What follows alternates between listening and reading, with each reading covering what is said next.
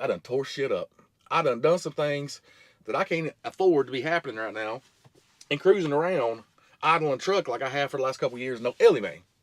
I done got used to this. You know what I'm saying? I'm spoiled. All right, got her back in place. Filled her back up with fuel. Maybe she'll start. She's gonna spit and sputter when she starts, but that's to be expected. Spit and sputter, maybe smoke a little bit. You don't look at my mess I made. That's what happens when you're out in the field.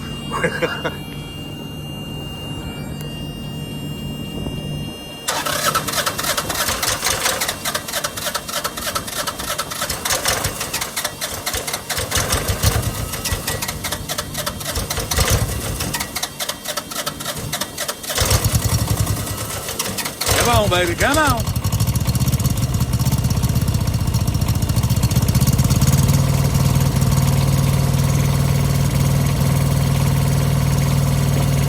Woo! Got her back. Got her back. Oh my God. Did y'all see that? I about blew up my Tripac, let me tell you.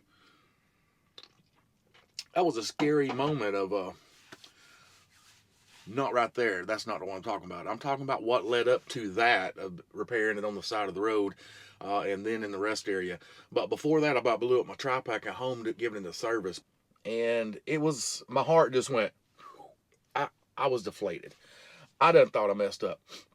So when I got home the other week, last week, I was like, I need to service this Tripac. When it fires up, it spits and flutters, and I was like, I need an air filter. It's way over service, and I've just been so dadgum busy. Anyway, I was going to take a Tripac, and Stoney was telling me that they charge like $400 or $500 for all that. And I was like, yeah, I'm going to do it myself. So I got home. I went and got the filters. I went with Fleet Guard filters. I went to my MHC and got all the filters and a gallon of oil, which came from O'Reilly's, of Rotella synthetic blend. I think that was $23 plus the filters. I changed the I serviced this thing for less than $60. And about blew it up in the process. So here's what happened. I changed the filters out. I drained the oil, changed the filters, and I overfilled it. Like an idiot, I jumped on Google, how many quarts of oil does a Tripac Evolution take? And right there in AI response, it said 3 gallons. And I was like, that don't make sense. I just go by the dipstick. I know it holds over a gallon. So I'll put a gallon in and then fill from the add mark.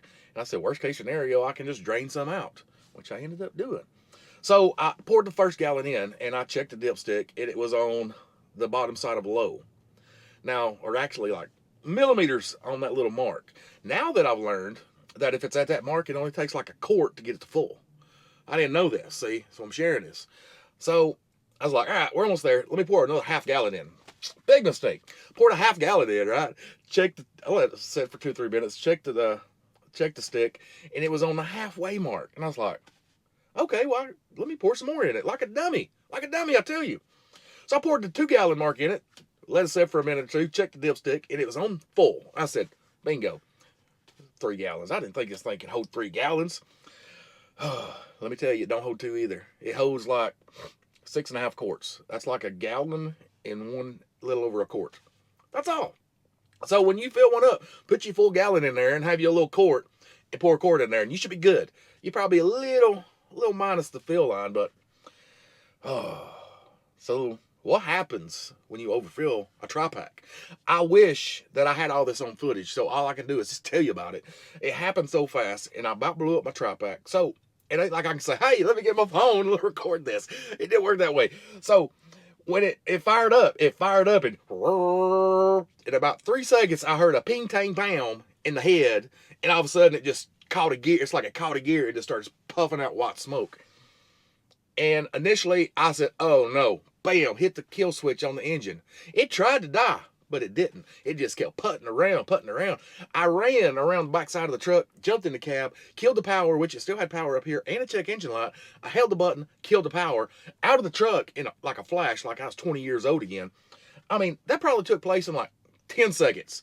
It was just like, I ain't messing up a Tripac, guys. I ain't gonna lie. I done got spoiled. I done got spoiled to this Tripac. If you ain't got one, I done crunched the numbers. If you spend $13,500, I think that was the given price of like a green. I don't know what the Tripacs are. Like, just say 13.5. If you run that on 10 hours a day at $3.15 a gallon, it's going to be paid for in 414 days. So after 414 days of working it, you're basically making money then. So, I mean, it's got a quick ROI. Anyways, back out of the truck, back around to the backside, and I'm sitting there thinking, what do I do?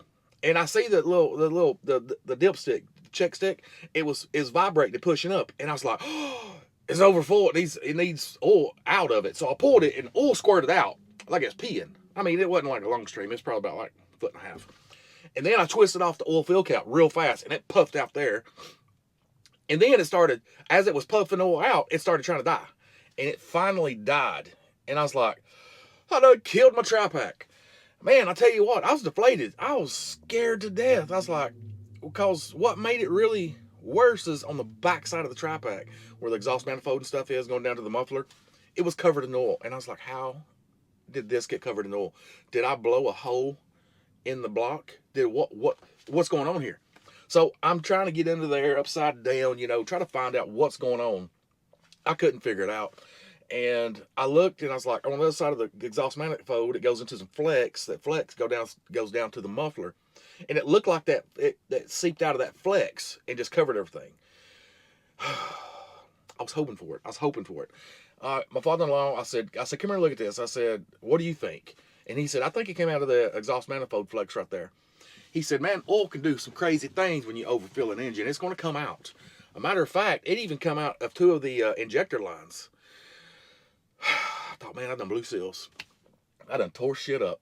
I done some things that I can't afford to be happening right now, and cruising around, idling a truck like I have for the last couple of years. No, Ellie, I done got used to this. You know what I'm saying? I'm spoiled. And worst case scenario, it ain't good. So I throw the oil pan up back under the engine. I loosened up the drain plug just enough where it's just peeing out. And I sit there. I didn't want to go too far and let it stream out too fast. So I just sit there. It took me about 5 minutes. And I kept pulling the dipstick out, sticking it in, pulling it out. And I let it get to about that far, about an inch, maybe a half inch under the fill line. I twisted it back on. I said, okay, I'm going to leave it sit right there. I poured out quite a bit of oil. And I let it set 35, 40, maybe an hour. Just letting everything settle. Maybe everything is settle and get back to normal. Gravity take place and oil go back down to where it's supposed to be. And I also had a upper radiator hose I had to change. So I took that time to change out that. That's why I'm like, I don't know how long it took. It took me a while because I took my time and just hung out. And then be honest with you, I was scared to crank it back up. So when I did finally fire it back up, it fired up and spitted and sputtered and choked and coughed and smoke was just going everywhere. And all of a sudden that sucker caught a gear and was like, just like it's supposed to be, nice and quiet and smooth. But it was puffing out so much smoke, and I was like, I tore it up. My father-in-law was like, no. He said that muffler and all that's full of oil. He said, so it's going to smoke a little bit. It will clean up. He said that engine is idling too smooth to have something wrong with it. He said, it'll clean up. It took about 10, 15 minutes. Anyway, it cleaned up. But, man, I thought I killed my Tripac. And if you're wondering about the footage at the beginning of this video, that's what happened next. That led up to that mishaps out in the field. And, yeah, I had to fix that too. Anyway, that's 2 days ago. We got it going. And she's running like a top again. And which came in good because the night that I didn't have it, I'll go further in this in the next video. The night I didn't have it, which I didn't talk about this. I didn't shot the video. It was all on the phone. I didn't have my heavy blanket. My heavy fleece blanket. I got a queen size fleece blanket. And on these beds, you double it over and you got a thick fleece blanket. And with my light throw comforter, I mean, it's light. It's like summertime light. It's kind of like thicker than a sheet. That's all I've got in this truck. And like an idiot, I didn't bring my heavy blanket. But in LMA, with that, I've been good 15 degrees without idling the truck. I've been good the last couple of years. So, The other night, I woke up probably about 4 or 5 o'clock in the morning, just freezing, shivering my timbers off. Fired up the truck and probably idled until about 8:30 when I got up. But I had one night that it was cold. Anyway, we see that in the next video. Anyways, if you like this video, give me a big old thumbs up. Subscribe if you're not subscribed, as I put videos out on regular all things trucking. And until that next video, guys, remember, if it don't make sense, it don't make dollars. See ya, bye.